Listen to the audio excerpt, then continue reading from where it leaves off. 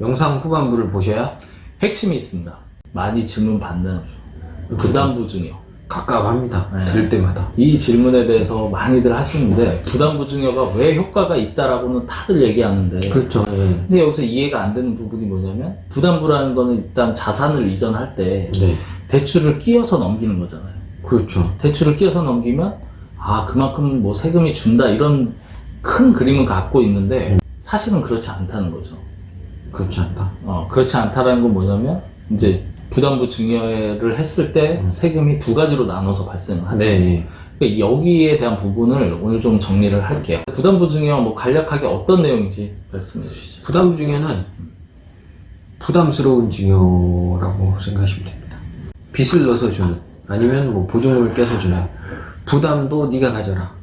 그게 부담부 증여예요. 아니 그냥 쉽게 설명해서 이게 막 복잡한 용어를 쓰니까 이해가 더 힘드신 것 같아서 사례를 좀 통해서 사례를. 얘기를 해보죠. 취득할 당시에 5억짜리 아파트 혹은 저희 이제 농업법인도 많으니까 농지를 구매했다고 할게요. 근데 그냥 많이도 말고 딱 2배. 10억이 됐어요.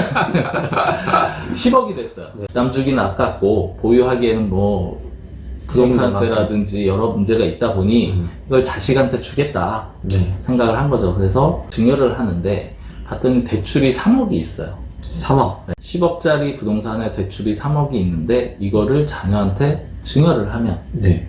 보통 사람들은 네. 부담부 증여 10억에서 3억은 빼고 7억에 대해서만 증여세를 낸다. 여기까지 생각을 하세요. 네, 맞죠. 그게 끝이라고 생각을 하죠. 아니 3억은 그럼 어떻게? 대출은 받은 사람이 갚아야 되잖아.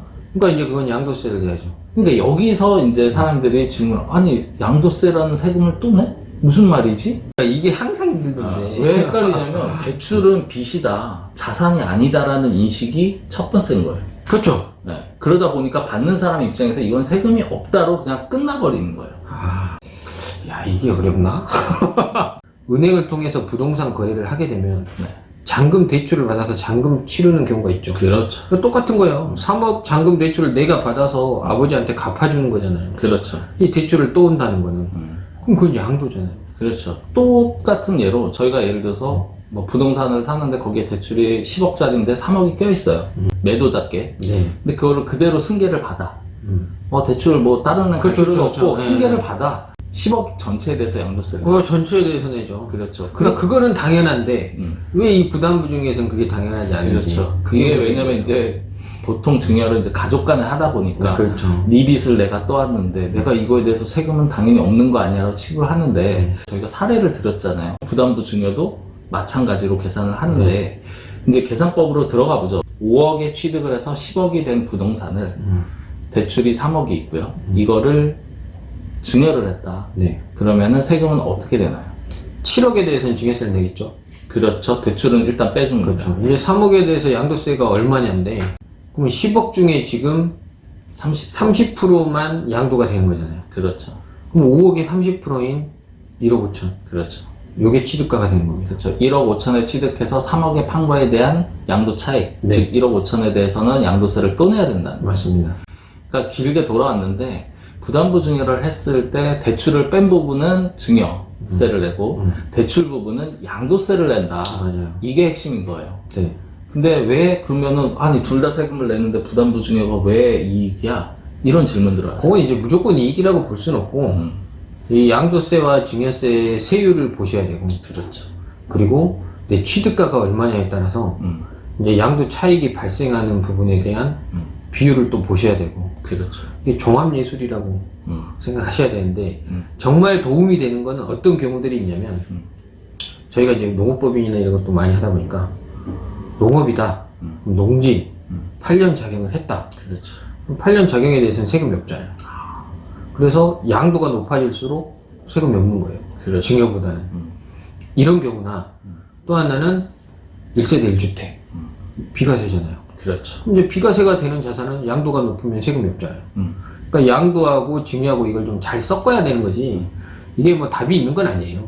세율의 문제, 그 다음에 양도세 감면에 대한 문제를 본인의 부동산과 연결을 지어서 부담부 증여를 하는 게 어느 수준까지 하는 게 매력이 있는지를 계산을 해봐야겠죠. 그건 이제 케바케 케이스 바이 케이스라고. 그렇죠. 그 부분은 이제 전문가, 미래드림에 남겨주시면 되는데, 보고 듣는 지식들이 많다 보니까, 6억까지 배우자한테 증여할 때는 세금이 없다. 주택을 배우자에게 증여하는 경우들이 많으세요. 네. 왜냐면 종부세라든지 이런 걸 피하기 위해서 뭐 배우자에게 증여를 한다든지 하는데 이 증여 과정에서 대출이 있는 거는 아무 생각을 못 한 거죠.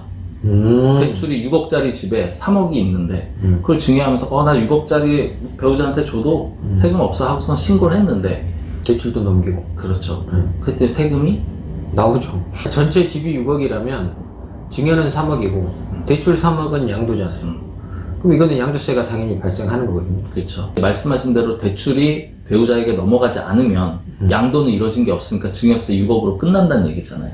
그렇죠. 대출의 차주를 그대로 본인이 갖고 있으면 되잖아요. 네, 맞습니다. 근데 이게 은행권에서 가능한지는 따져보셔야 될 것 같아요. 많은 문의 중에 농업 관련해서 농업인이나 농업법인분들 많으신데 저희가 이걸 가지고 그러면은 농업 쪽에서도 좀 더 활용할 수 있는 가치가 많을 것 같은데. 많죠. 8년 작용이 일단 기본 전제 조건입니다. 네. 8년 작용이 되는 경우에 양도세 내지 않을 만큼은 양도를 하고 나머지는 영농증여를 적용받고 두 가지를 다 적용받을 수 있거든요. 농사를 짓긴 짓겠으나 내가 5년을 더 짓지 10년을 짓지 모르는 경우에 영농증여를 하지 않고 일반 증여를 하면 증여세를 내야 되잖아요. 그렇죠. 여기에 대출을 이빠이 죄송합니다. 일본어를 썼습니다. 대출을 가득 해가지고 그 대출 부분만큼 그럼 양도죠.